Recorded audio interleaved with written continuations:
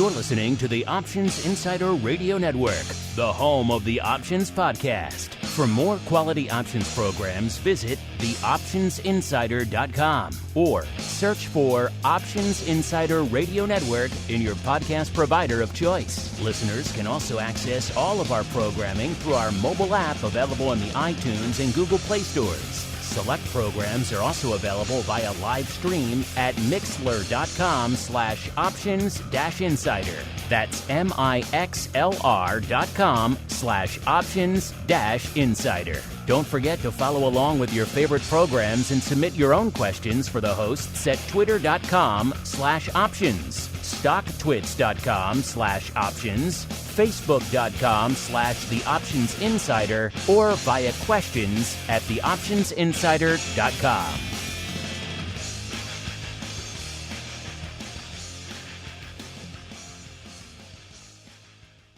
Welcome back to the Options Insider's ongoing coverage of the 2024 Options Industry Conference, live from sunny. I can confirm it is sunny. I did get a chance to leave the actual studio today for a few minutes and go outside, so that was nice. I can confirm it is sunny Asheville, North Carolina.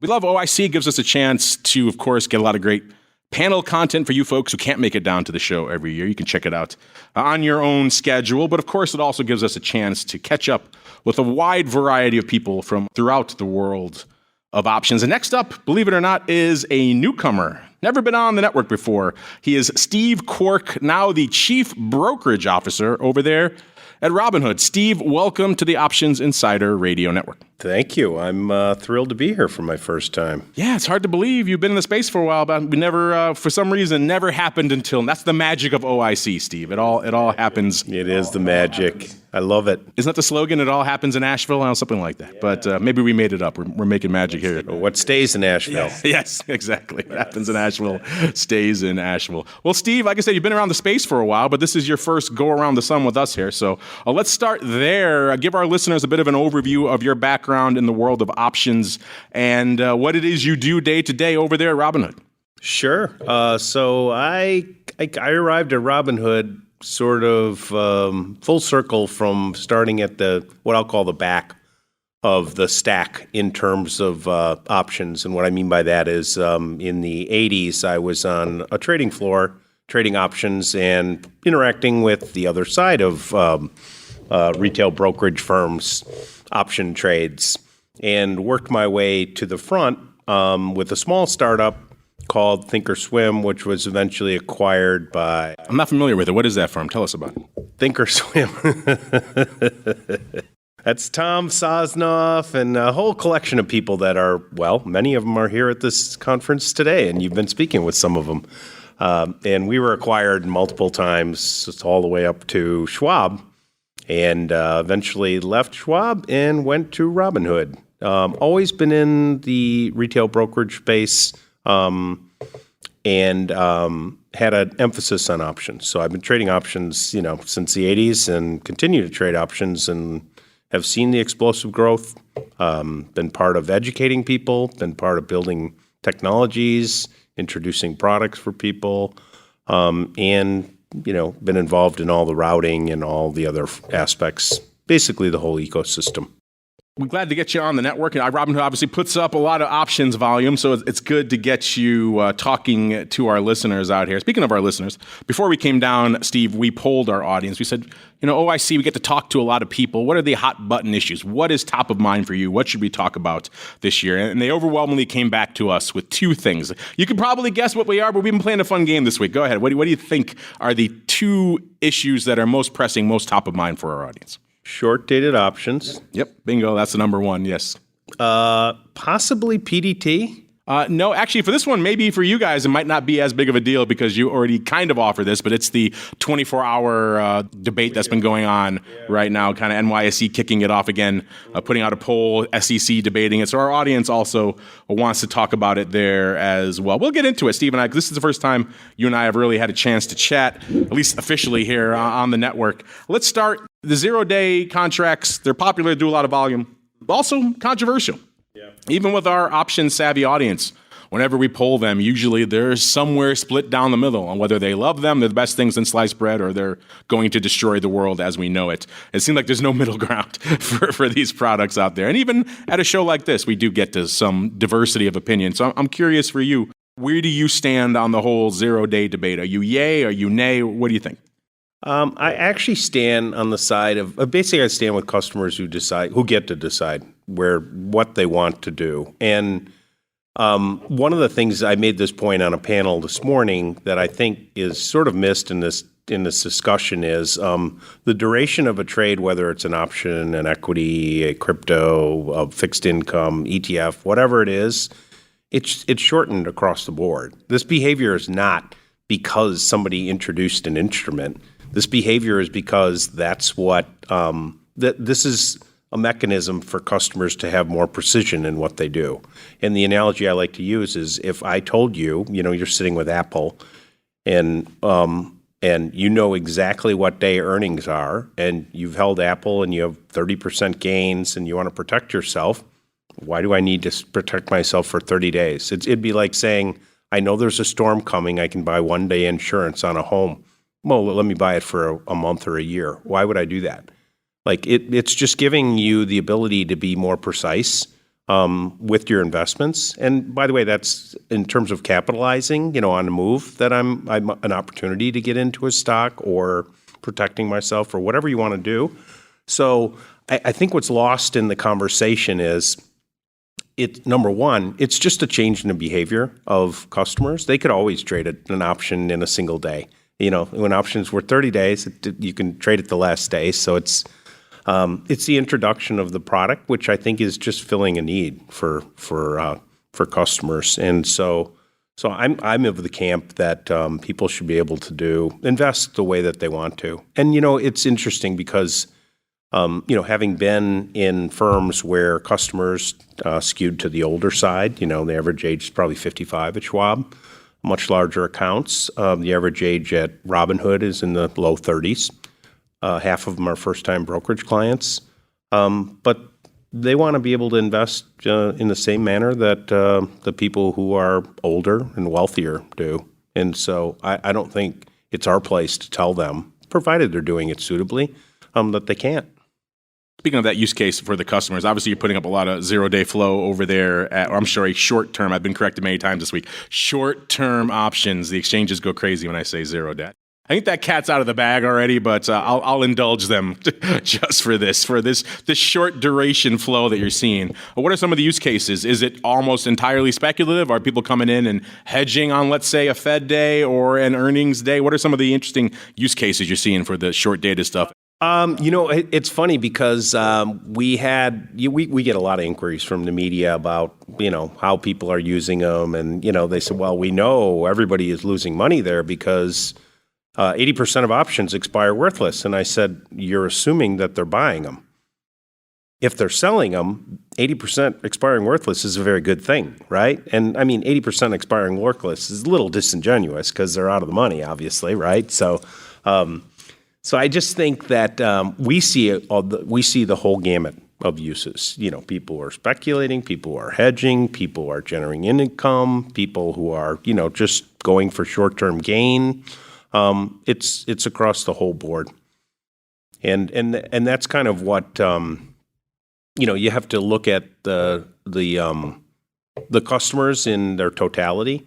And what I mean by that is, let's take a prototypical customer who's got a portfolio, and, they might want to generate a little additional income, or they might want to take, 10% of their portfolio and say, I see an opportunity here with an NVIDIA earnings play.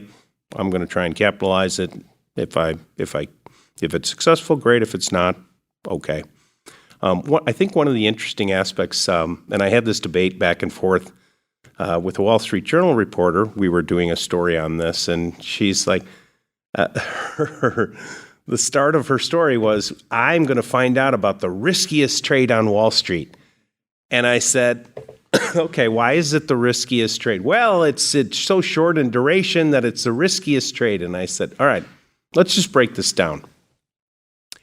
If I bought an option for 6 months, Is it a risky trade? No, it's not. Okay. If I bought it for a month, is it a risky trade? No. A week? Not really. But a day is. So like, where is that line? Tell me where that line is. Because I don't really, and who draws that line? Like what, like who decides that, the duration of your investment should be longer and then you're a safer person? I wouldn't feel very comfortable sitting in a stock for 30 years if I wasn't monitoring it.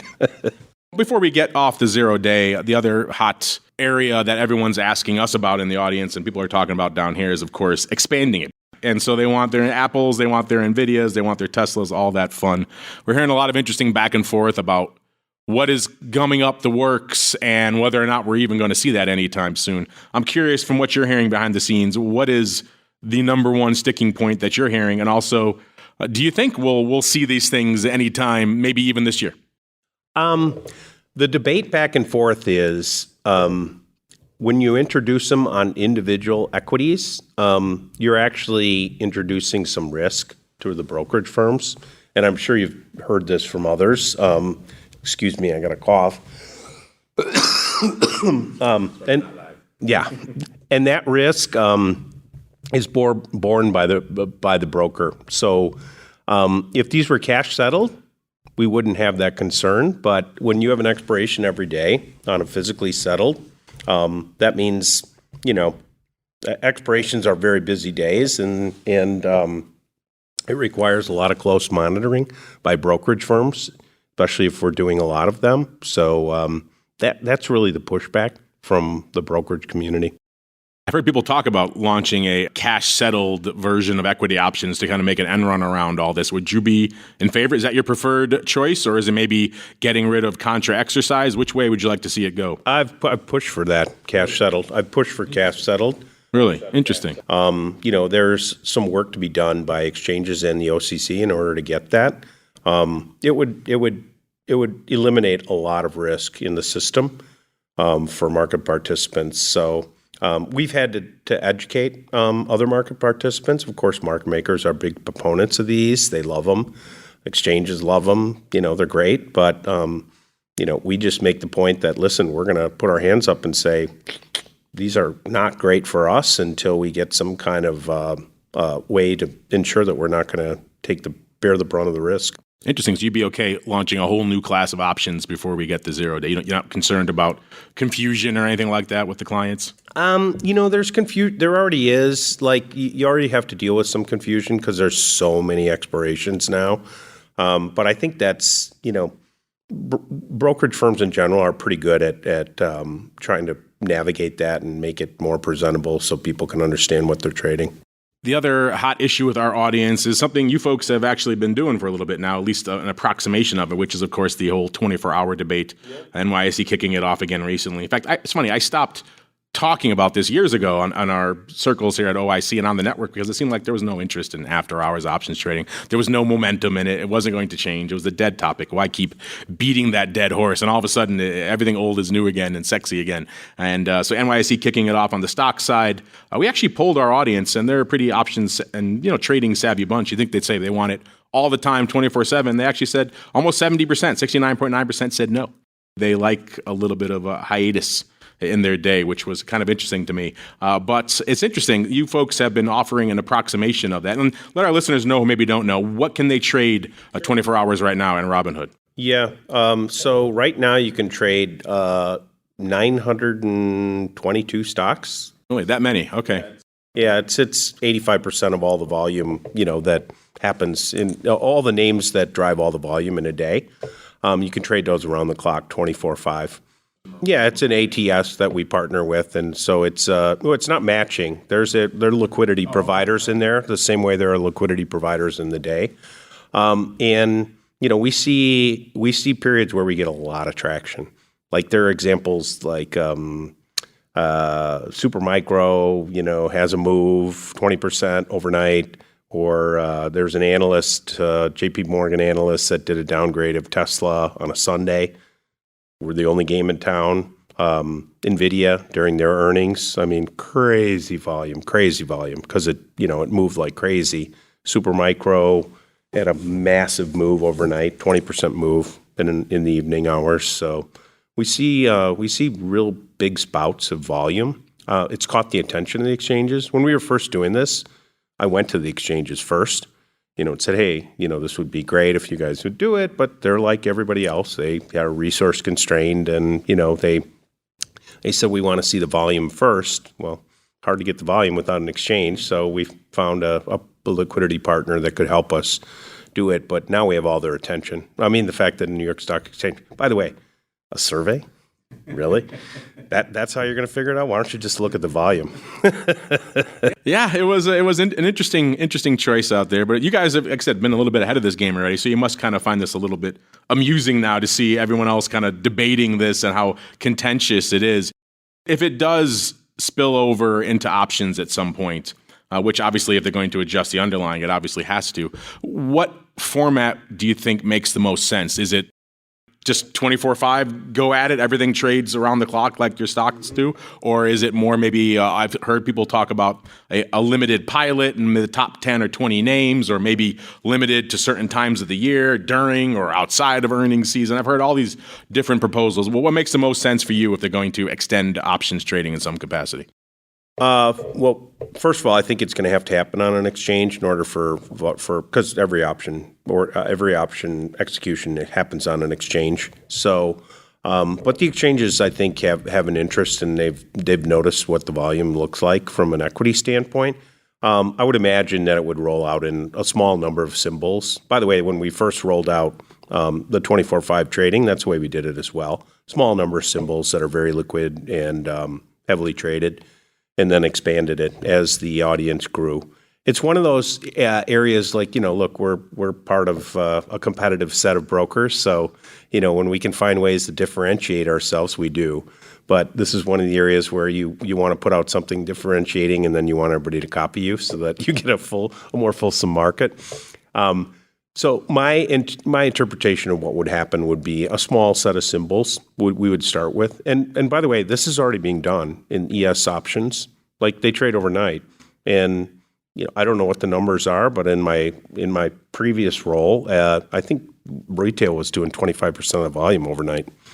So what do you say for, let's say, the hardcores out there who appreciates, let's say, the opening and closing bell and the break, the respite that it gives them? Is that just an antiquated concept? Is that going the way of the dodo? I was quoted in, where was I quoted? I was quoted somewhere because I made a snide comment about our customers don't really enjoy the notion that an old man has to ring a bell 2 times a day in order for themselves to have to get the green light to trade. It is interesting. We do a crypto derivatives program as well, and seeing that audience, many of them are crypto native, coming to the world of options for the first time. And to them, it's like, well, what do you mean this closes? It's anathema to them to even think of it that way. And so it's a very different audience, very different use case. Well, I'd take it one step further. So I said, the customer at Robinhood is early 30s. Half of them are new to brokerage. They're used to an e-commerce model that's open around the clock. That'd be like saying Amazon closed. They're like, I don't even get it. Why would it close? Well, because, people have to be there. What do you mean? We just went through COVID. I didn't see one person on a trading floor. Why does there have to be people on a trading floor? There doesn't. And by the way, they trade around the clock anyway. All these market makers trade around the clock. A lot of the exchanges trade around the clock. It's doable. They just want to. The analogy I use, because my board, when we first were coming up with the idea of doing this, our board kind of pushed back a little bit and said, "Hey, listen, if this was something that was going to be viable, the exchanges would be doing it." And I said, "No, you're thinking about it the wrong way. The exchanges are restaurants. We're mass transit. If mass transit ran all night, that restaurant's going to be open all night. The only reason that they close is because mass transit closes, right? And so, if you continue, and by the way, the fixed costs are there, the variable costs are light. So the idea that you can continue to run that thing around the clock, it's good for everybody, including customers, because, in most brokerage firms, I think 70% of the research, education, and decision making around what they're going to invest in, particularly if they're not people who do it very often, doesn't happen during the waking hours. They come home from work and digest news and do some education and figure out what they want to invest in. And the idea that they have to wait till the next morning is kind of something that's foreign to them. For a lot, they have day jobs too. They can't put orders in during the day. So there is a certain resonance, I guess, to a certain amount of the audience definitely out there. You're talking about all the volume that's going up in the after hours. The volume in general has been a big trend, obviously at this conference, but also just post-pandemic. It's been like a hockey stick pretty much, just a crazy growth out there. We see it anecdotally in the people who are discovering options for the first time and coming to a network like ours to listen and talk about options and talk about things like options education and stuff. So it's been fascinating for us to watch this anecdotally. And early on, like a lot of people in the business, I was skeptical. I was like, okay, everyone's at home. This is an aberration. This will go away once everyone goes back to, normal living. And then sure enough, I was proven demonstrably, I was happy to be proven wrong, but I was proven demonstrably wrong. So I haven't faded this volume rally at all since. We've been looking at the numbers and discussing whether they can maintain month after month, year after year. The answer has been a resounding yes. Kind of the first hiccup came a month ago in March when we saw about roughly a 10% decrease in overall volume year over year. Obviously, March of 2023, a bit of an outlier because of all the contagion madness going on then, but still a bit of a downturn. I've actually been in this room for the last couple of days, so I haven't looked at, people have just told me the new OCC numbers are in now as we're recording this on May 1st, and April was a bit of a banger. So maybe that's starting to go away. But I'm curious for you, people, once they saw that down number, they were running around like chickens with their head cut off. There you go. The gravy train is over. The growth rate is over. You obviously put up a lot of flow over there at Robinhood. What are you seeing from a volume growth perspective? And your thoughts on, is that just the pause? Are we plateauing? Are we trending down? Or is it just kind of the beginning of the next leg up?